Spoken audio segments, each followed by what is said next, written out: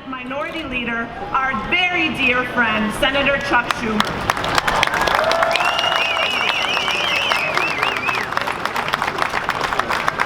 Well, thank you.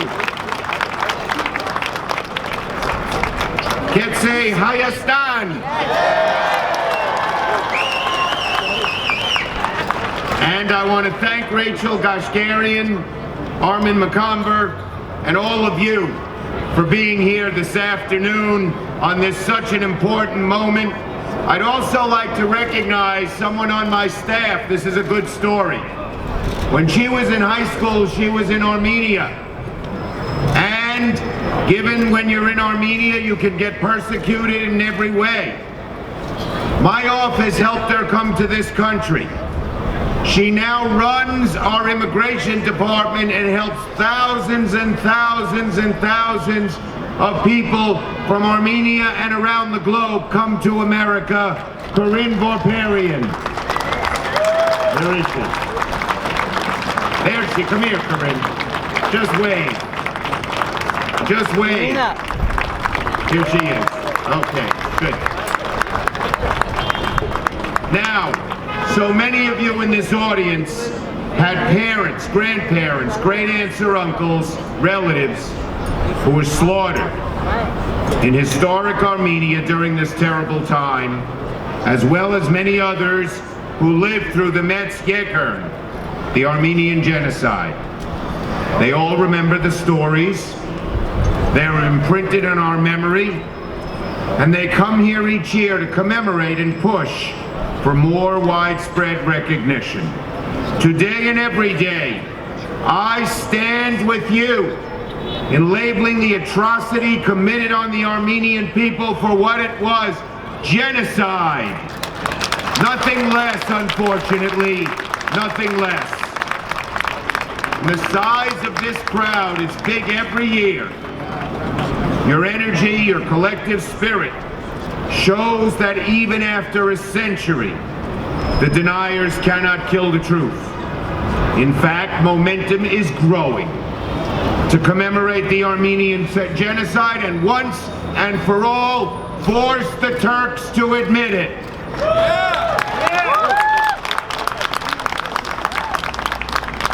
Just this week, we saw the release of the first ever made motion picture about the Armenian genocide, The Promise.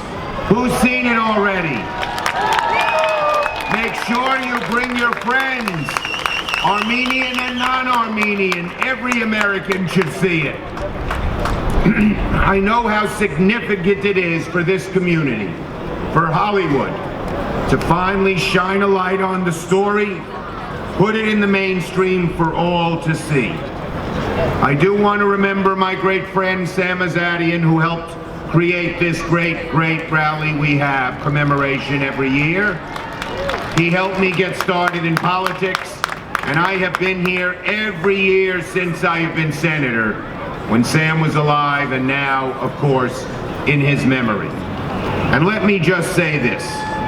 Sam was one of the first who portrayed to me how horrible the genocide was and encouraged me to be a strong advocate for human rights, justice on the Hill, and I miss him. Now, I come here every year because I believe from the bottom of my heart our sacred duty is to speak out against the terrors of the past. We owe it to those who cannot speak for themselves, those whose memory still calls down for justice, the innocent victims of the genocide in Armenia.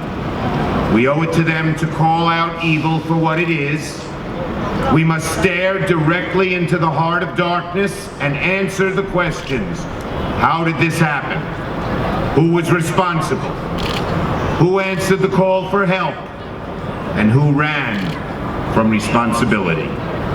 When people are forced to confront these questions, it makes it less likely that another Holocaust, another genocide will happen in this century. The Armenian genocide, as we all too well know, was the first Holocaust of the 20th century. Unfortunately, not the last. Untold millions suffered as a result of the lessons unlearned. A trail of tears that reaches from Hitler's Germany to Stalin's Ukraine, to Pol Pot's Cambodia, to the Balkans, to Rwanda, to Sudan. These events are more than just a stain on their nations or their continent. They are a stain on humanity. Every time a genocide occurs, we say, never again. Time and time again, we promise that we have learned a lesson, that we will stop these crimes from being repeated in other countries. We should never fail to keep that promise. You are keeping it here today. We must never stop trying. Pope Francis said about the Armenian genocide that, quote, concealing or denying evil is like allowing a wound to keep bleeding without bandaging it. So I stand with you today in labeling the atrocity committed against the Armenian people for what it was, genocide. I am a steadfast supporter and co-sponsor of our great friend Bob Menendez's bill, the Armenian Genocide Resolution. I was urged by group after group, including some high-ups in the State Department, don't do it. It'll offend the Turks. I don't care if it offends the Turks. The truth is the truth.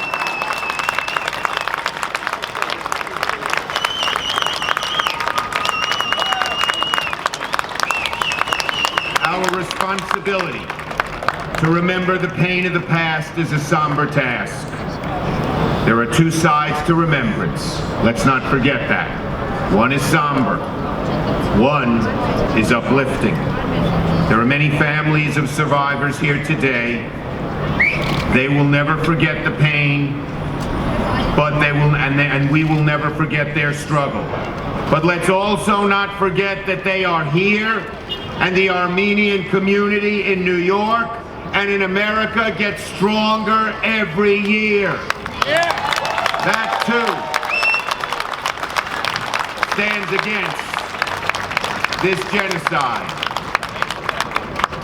There's an exhibit at Yad Vashem, the Holocaust Memorial in Jerusalem, that embodies what I mean about the two sides of remembrance.